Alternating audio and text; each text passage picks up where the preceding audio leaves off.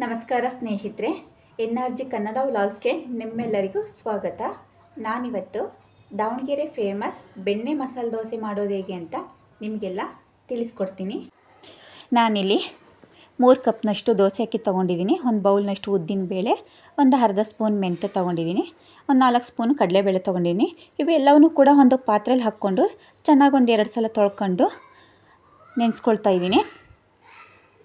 ಈಗ ಅಕ್ಕಿ ನೆಂದಿದೆ, ಈಗ ರುಬ್ಕೋಬೇಕು. ಈ ರುಬ್ಬೋ ಟೈಮಲ್ಲಿ ನಾನು ಮಂಡಕ್ಕಿನ ಹಾಕ್ಕೊಳ್ತಾ ಇದ್ದೀನಿ. ಮಂಡಕ್ಕಿ ಸ್ವಲ್ಪ ನೆನೆಸಿ ಈ ಅಕ್ಕಿ ಜೊತೆ ಸೇರಿಸ್ಕೊಳ್ತೀನಿ. ಯಾಕೆ ಅಂದರೆ ದೋಸೆ ಗರಿ ಗರಿಯಾಗಿ ಚೆನ್ನಾಗಿ ಬರುತ್ತೆ ಅಂತ ನಾನು ಮಂಡಕ್ಕಿ ಹಾಕ್ಕೊಳ್ತೀನಿ. ಕೆಲವರು ಅವಲಕ್ಕಿ ಕೂಡ ಇಲ್ಲಿ ಹಾಕ್ಕೊಳ್ತಾರೆ.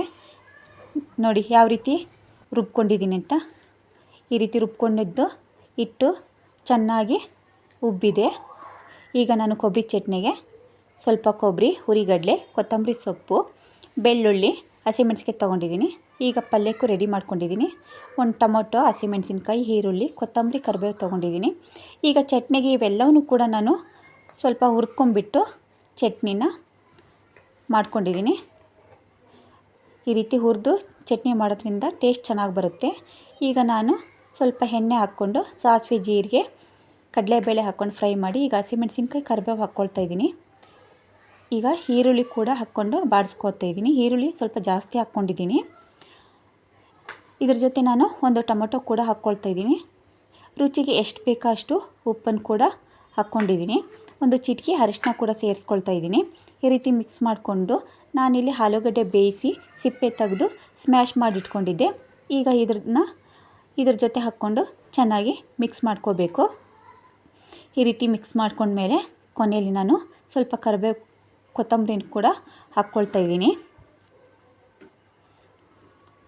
ಈಗ ಆಲೂಗಡ್ಡೆ ಪಲ್ಯ ರೆಡಿ ಆಯಿತು. ನಾನು ಇದ್ರ ಜೊತೆ ಕೆಂಪು ಚಟ್ನಿ ಕೂಡ ಸ್ವಲ್ಪ ಮಾಡಿಟ್ಕೊಂಡಿದ್ದೆ. ಈಗ ದೋಸೆ ಹಾಕಿಬಿಟ್ಟು ಅದಕ್ಕೆ ಸ್ವಲ್ಪ ಕೆಂಪು ಚಟ್ನಿ ಹಚ್ಚಿ ಅದ್ರ ಮೇಲೆ ಬೆಣ್ಣೆ ಕೂಡ ಹಾಕ್ಕೊಂಡಿದ್ದೀನಿ. ಈಗ ಬೆಣ್ಣೆ ಮಸಾಲೆ ದೋಸೆ ರೆಡಿ ಆಯಿತು.